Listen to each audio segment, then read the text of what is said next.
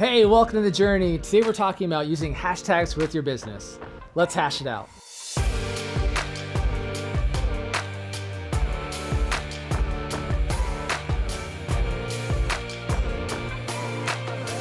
With me today to talk about hashtags with your business is Emma.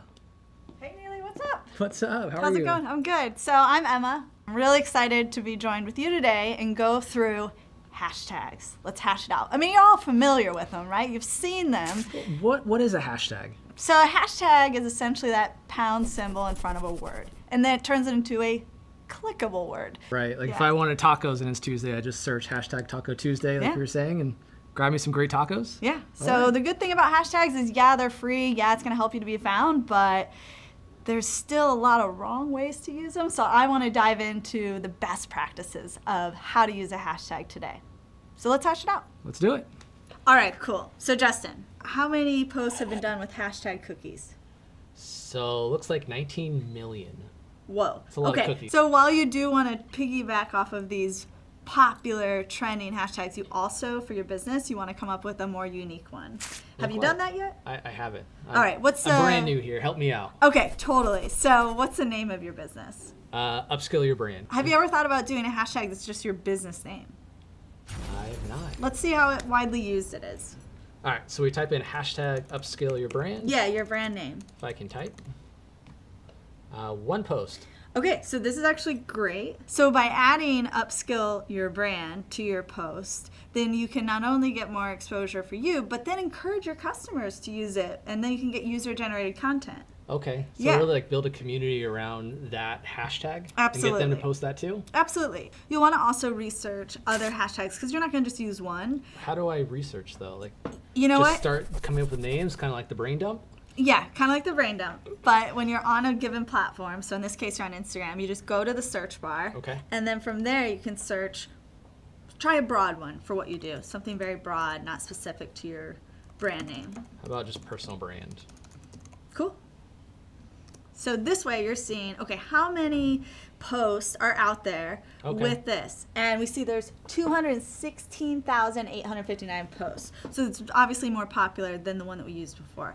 What we recommend is using a combination of the two. So when coming up with these things, I know you said it a little broad. Is there a certain number that I want to kind of look at? Of like how many things are posted? Yeah, so you don't want to go overboard. Don't do 30 hashtags. All right. So we recommend so you stay relevant, keep it around 3 to 5. You can experiment with more, and if it works for your brand, by all means, go for it. Okay. But 3 to 5 is a good sweet spot, and you're not overwhelming your audience. And you're still keeping it relevant. Because we all probably have had that friend where you look at their picture, and they're just going on a tangent of really silly hashtags that just make zero sense to what they're doing or their brand. The other thing I recommend, too, besides just having a hashtag in your caption, is substituting words that you're already saying. So I talk a lot about social media. Okay. And so when I go and do a presentation, let's say in Florida at the restaurant food show, I'm going to use the hashtag of the food show so I get in front of more of the attendees.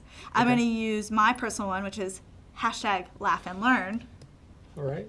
I dig it. And then the other one I do is I'll do a localized one. So that's another one. So if I'm in Orlando for the seminar, I'm going to use any localized. Because then that way someone who they do not know about me, they do not know what I do in social media, but they're searching hashtag Orlando for whatever, maybe to eat. Right. And then I have a chance to come up. Right. So it's maybe exposure. like hashtags at the venue too, kind of get that going? Yeah, exactly. And then replacing phrases. So maybe I do a picture, like I got speaking in the mic at the show, and I'm doing this great seminar.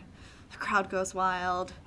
Someone takes a picture. I'm like, text that to me. I'm going to put that on my social media. So I go on Twitter, and I show this picture of me with the mic, and I write, out here in hashtag Orlando, giving great hashtag social media tips for local heroes. So then you're basically substituting that phrase for the hashtag. Okay, makes sense. And it kind of just flows instead of just that block of hashtags. Yeah, and because you want to keep your captions short, short and sweet. Okay. What else about hashtags do I need to know to make sure I'm relevant?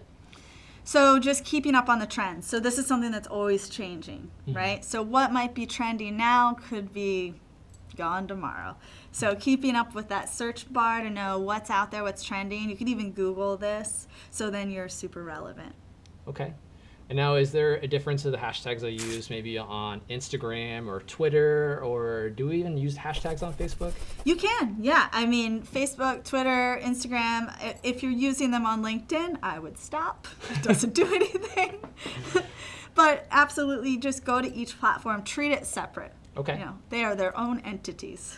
They have their own algorithms. They have their own presence. So I would just encourage you, if you have one you're looking, like hashtag personal brand, go over on Twitter, see the relevancy there. I was talking to this guy, he owned a barber shop, and basically his business was so slow. He's like, if I don't get someone in my shop, like today, I'm not going to be able to, I'm going to have to close my doors.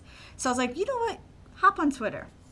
Of course, he looked at me like, where is this going? And I said, go ahead and search hashtags about getting your hair cut, hashtag bangs or no bangs, in your local area. So we did it in San Diego where his barbershop was, and from there, we found people in real time that were looking for a haircut.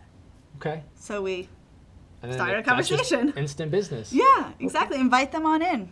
Thank you so much, Emma, for taking the time to help us better understand hashtags and all the relevancy. For those of you at home, make sure you subscribe to the channel to know when these videos are coming out next. This has been The Journey. We'll see you next time.